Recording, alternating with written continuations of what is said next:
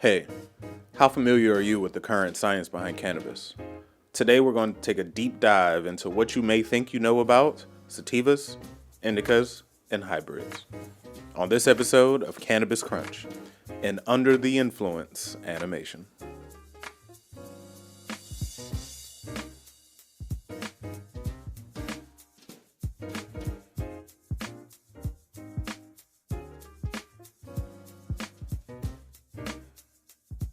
Now, when I first went into a dispensary, it was a lot more challenging than I thought.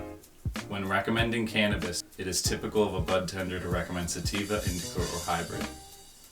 These are very general terms, and I found that they just did not work for me.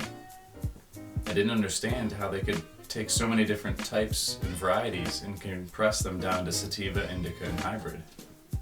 I felt like it was a very subjective viewpoint, and ones that didn't take into consideration the different types of bodies, different types of endocannabinoid systems inside of each one of our bodies, as well as each different condition that's unique to us. Terpenes are a large class of hydrocarbons produced by medical cannabis. Cannabinoids are also closely related compounds, but they include things such as cannabidiol, cannabinol, and other various compounds. Now that terpenes and cannabinoids are listed due to the rigorous testing the industry has demanded, it allows patients to know which profile matches them. So when you go into a store, you can understand if you're looking for a more herbal or lysine, pinene, limonene, whichever type of terpene that's best for you. This leads to then the combination of those terpenes. These terpenes, when combined, allow different synergistic properties. Some call it the ensemble effect, others call it the entourage effect. Regardless of your terminology, it's important to understand that the cannabinoids and the terpenes, of which there's well over 100 compounds, they act together as a team to bring different aspects to you. And depending on your condition and your body, you have different ones that work for you.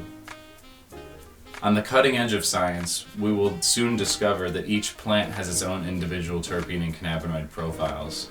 And once we can really find which plant is right for every single person out there, our medical system is doing a disservice by stopping where we currently are. Lately, this industry has seen a trend of cannabis marketers leaning into the moods that they can guarantee with their product. I found that medical cannabis cannot guarantee a mood for me, as well as everyone else. Subjectively, my mood changes on a daily basis. We let the science speak. Terpene and cannabinoid profiles clearly allow us to define a more objective viewpoint for each condition in each person, depending on their endocannabinoid system in their body. So I recommend that you do your homework to study the different types of terpenes and the different types of cannabinoids, and you experiment to see how they can best work for you. Thank you, Andrew, for that Cannabis Crunch. I honestly had no idea why lemon haze tastes different than Fruitalicious. Well, other than the name. I'm Litho Freeman, and this has been an Under the Influence animation right here on the Boho Show.